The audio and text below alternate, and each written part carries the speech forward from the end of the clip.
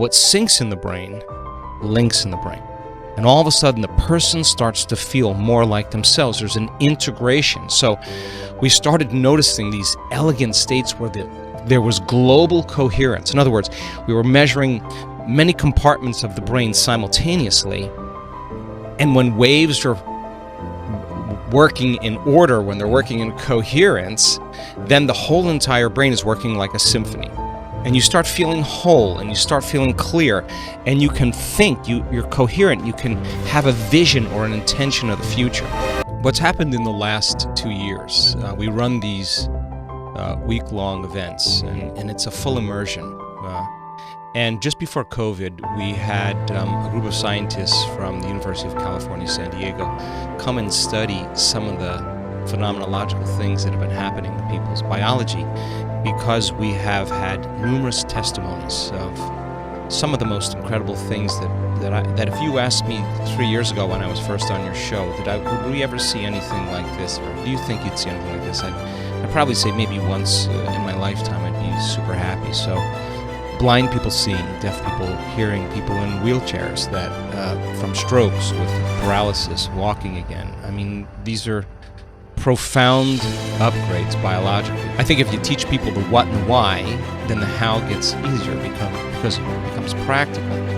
And when people understand the what and the why, they assign meaning to what they're doing, and they switch on their prefrontal cortex. That executive function of the brain actually dampens down the circuits that has nothing to do with anything else but that single-minded thought, right? So when you understand the what and the why, and there's nothing left to conjecture, to superstition, to dogma, to spirituality, but science is the contemporary language that we use to demystify the mystical. So when that person stands on the stage and they're telling their story, and they're the example of truth, they're speaking truth, right? So they've actually applied those principles that were once philosophical, theoretical, that was just basically knowledge, and the application, the personalization, the demonstration created an experience. Experience is really what changes us, because it enriches the circuitry in the brain, but the end product of an experience is an emotion, right? And emotion is what teaches our body chemically to understand what our mind intellectually understood.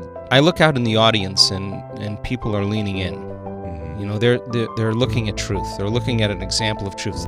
물리학과 심리학이 만나 드디어 인간의 잠재의식을 연구하는 시대가 왔습니다.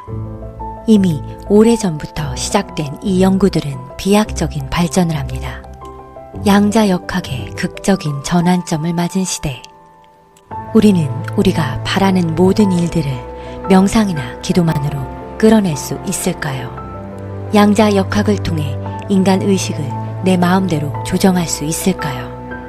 가능하다면 여러분은 지금 당장 실행하시겠습니까? 비과학적인 이 이야기가 얼마나 과학적으로 증명되고 있는지에 관한 이야기입니다. 지금 이 시대는 양자역학이 없으면 우리가 사용하는 모든 전자공학으로 이룬 현대 문명이 없어집니다. 그만큼 이미 검증된 과학 분야가 되었습니다. 우리가 스위치를 눌러서 사용하는 모든 것들, TV, 스마트폰, 스피커, 블루투스 모두 양자역학의 기반입니다. 20세기 인간의 최고의 발명품은 트랜지스터.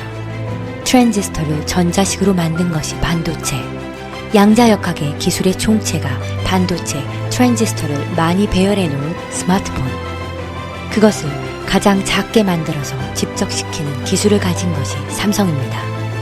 삼성전자는 양자역학으로 이루어진 회사입니다. 이제 조금은 양자역학의 영향력을 이해하시겠지요?